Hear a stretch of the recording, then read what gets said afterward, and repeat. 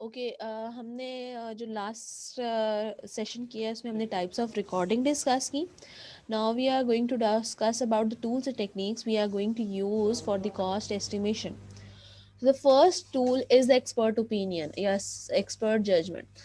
Why I'm saying here it is going to help in your cost estimation because experts have experience maybe for 5 years or 10 years in which they maybe experience to मतलब projects को उन्होंने experience किया हुआ है. So their opinion can be a part of my cost estimation and they say about के इस project में इतनी cost incur होगी. So I can take it as a input for my cost estimation. But make this thing sure कि expert judgment is not the only tool we are going to use it up. Because जब हम discuss करते हैं cost estimation के processes तो हमारे पास आता है qualitative and quantitative.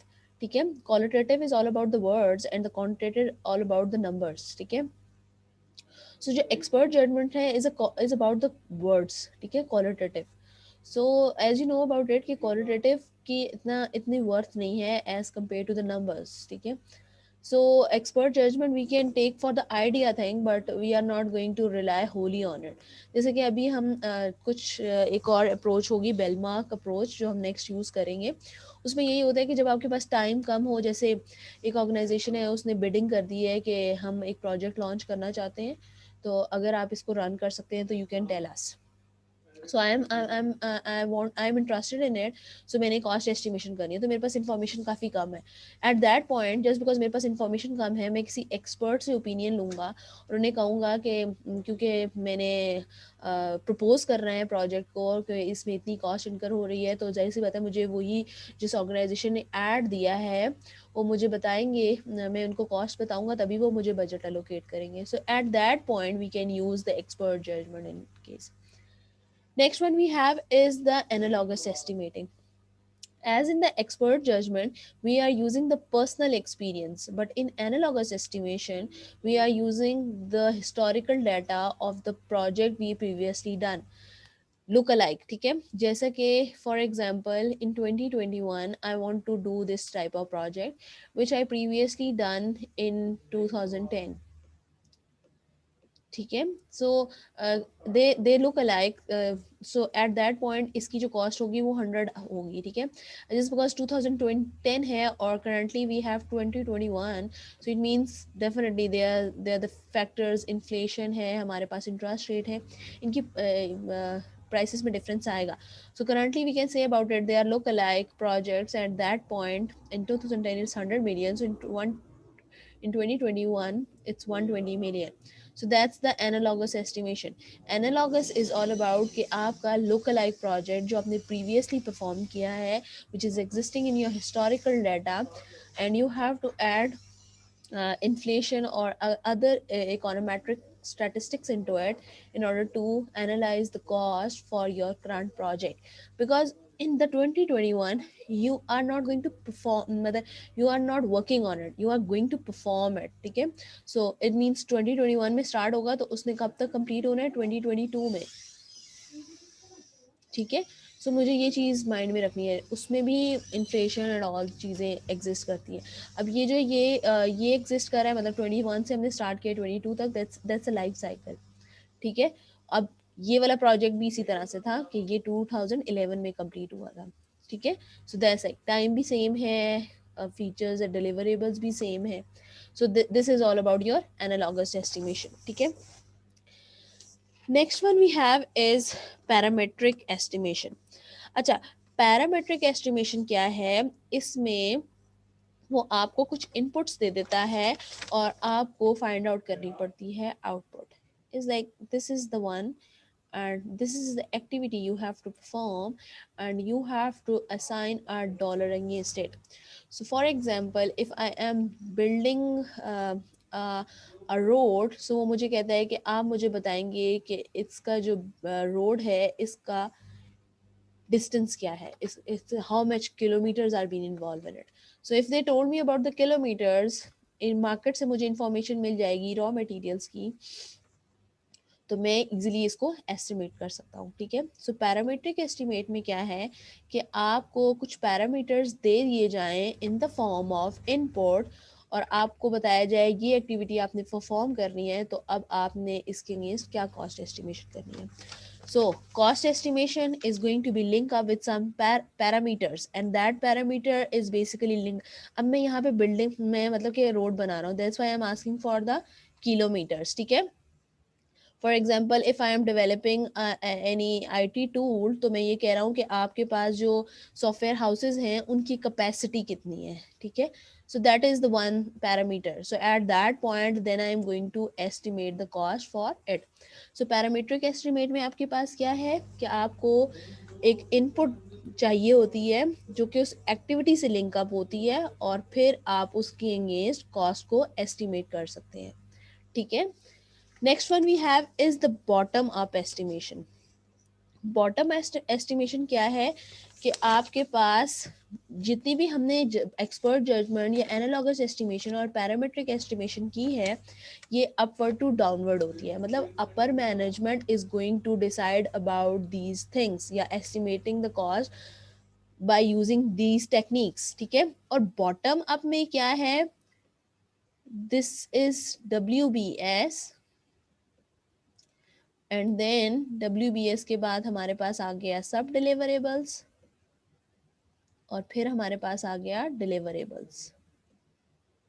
So bottom up में क्या है कि जैसे इसको $1 लगेंगे, इसको $2, इसको $3. सो ओवरऑल जो आपके पास डिलीवरेबल है वो कितने में कंप्लीट हो रहा है, 1 + 2 + 3 विच इज इक्वल्स टू 6.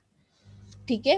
और प्रीवियसली हमने क्या किया था एनालॉगस एक्सपर्ट एंड पैरामीट्रिक में, कि हमने बता दिया था कि ये जो डिलीवरेबल है इसकी कॉस्ट 6 है. अब ये मेरे पे डिपेंड करता है कि मैं इनको कैसे डिवाइड करूँगा. बट बॉटम अप में क्या है, you have to move like from here to here. Is like इस वर्क ब्रेकडाउन स्ट्रक्चर को कंप्लीट करने के लिए कितनी कॉस्ट होगी, जितनी भी वर्क ब्रेकडाउन स्ट्रक्चर्स हैं उनको एड अप करेंगे, and then you have the final cost for that project. ठीक है. नेक्स्ट वन हमारे पास आ रही है is a 3 point estimates. 3 points estimate में हमारे पास जो चीजें एग्जिस्ट करती हैं, first is most likely, second is pessimistic approach, and the third point is optimistic approach.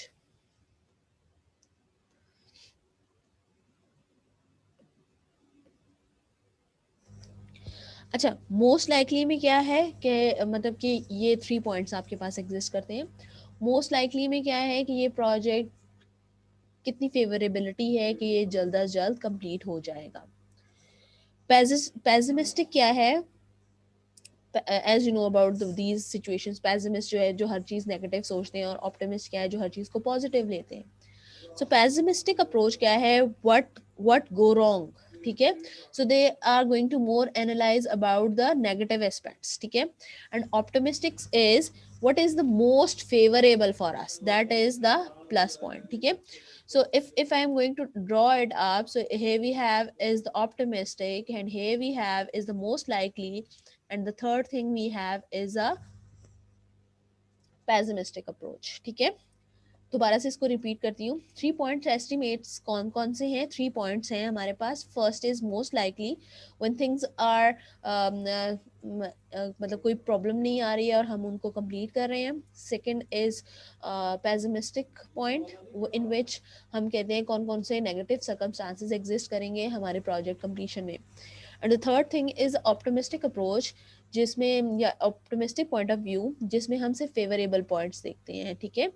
So if I'm going to draw it up, so this is the basic baseline. So हमने मतलब ये हमारे project को actual complete करने के लिए है. ठीक है. सो मोस्ट लाइकली में हमने क्या सब फेवरेबल मतलब सब चीज़ें अच्छी रहेंगी. पेसिमिस्टिक में कहा कुछ नेगेटिव एग्जिस्ट करेंगे, I am going to work on it. और ऑप्टिमिस्टिक व्यू क्या है कि सब कुछ फेवरेबल रहेगा, या कौन कौन सी चीज़ें जो हैं वो फेवरेबल एग्जिस्ट करती हैं. ठीक है. इसमें हमारे पास जो अप्रोच हम यूज़ करेंगे, firstly we have is the triangular distribution.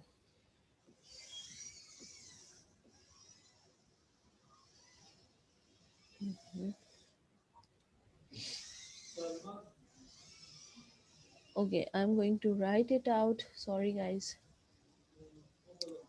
Okay. Annotation में let's go for the text. Okay 3 points में हमने ये 3 पॉइंट्स बता दिए. इसके आगे फर्दर हमारे पास क्या है? Triangular distribution,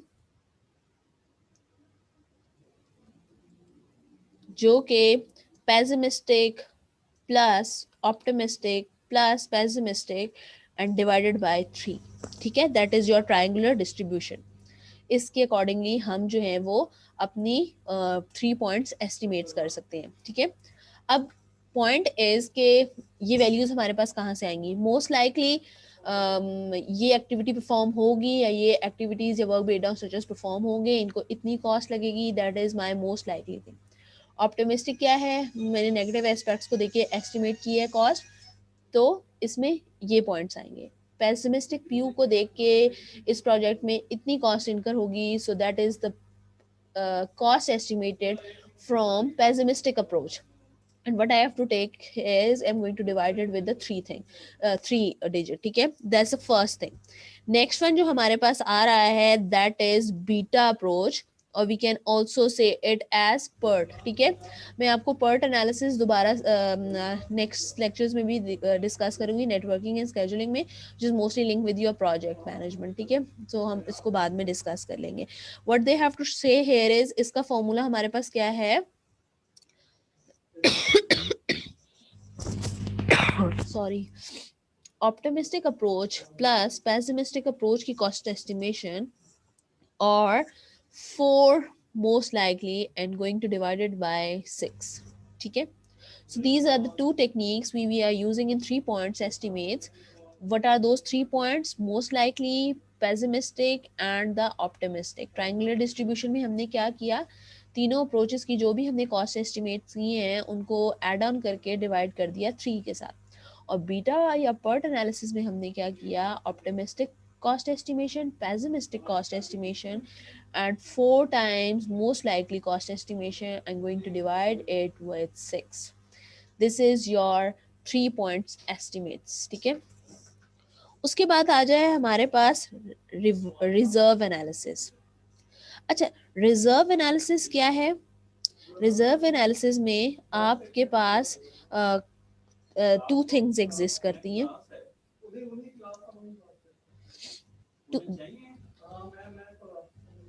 So let's talk about reserve analysis, जिसमें मैंने डिस्कस किया हमारे पास दो चीजें एग्जिस्ट कर रही हैं. One thing is known and the other is unknown. ठीक है, so when we talk about the known and unknown, हमारे पास कौन कौन से फैक्टर्स हैं जिनको हमने कॉस्ट इनकर करनी है. ठीक है, और कौन कौन से फैक्टर्स अननोन है. सो जब मैं अननोन की बात कर रही हूँ, so that is the uncertainty. ठीक है, and when I talk about the uncertainty, the risk I am going to discuss. So reserve analysis में हमने क्या करना है कि हमने ये बताना है कि हमने कितनी चीजें रिजर्व रखनी हैं ताकि हम अननोन के साथ कोप अप कर सकें. ठीक है, and then we have is the cost of quality. अच्छा, कॉस्ट ऑफ क्वालिटी आपकी नॉर्मली जो लिंकअप कर रही है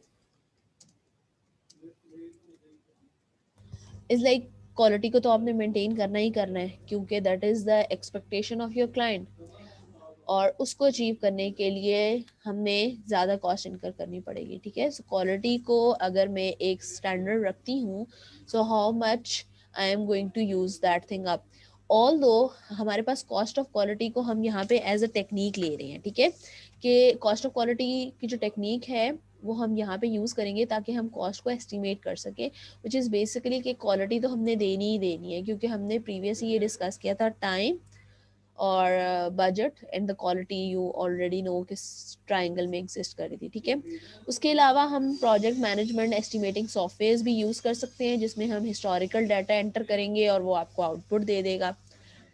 उसके अलावा जो 9th पॉइंट है is about the vendor bid analysis. Vendor bid analysis is previously जो वेंडर्स ने हमें बिडिंग की थी और वो लुक लाइक प्रोजेक्ट्स थे, तो हम वहाँ से भी अंदाज़ा लगा सकते हैं कि इस प्रोजेक्ट पे कितनी कॉस्ट इनकर हो सकती है. So, while using these tools and techniques, what we have is the activity cost estimates, basis of estimates, and the project documents updates.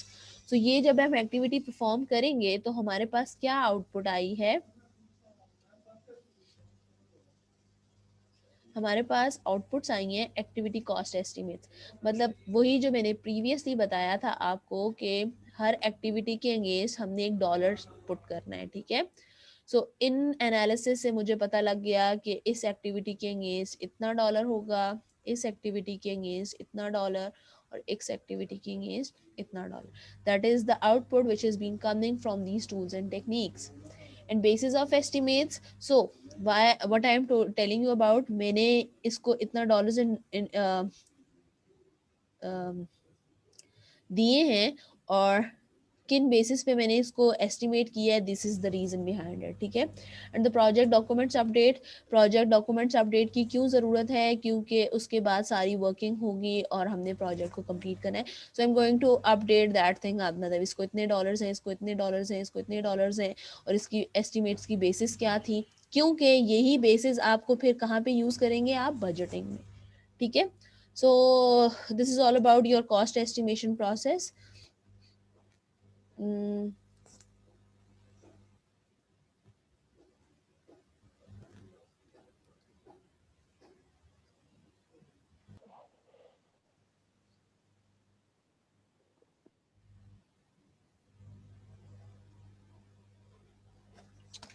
what the hell, don't do this.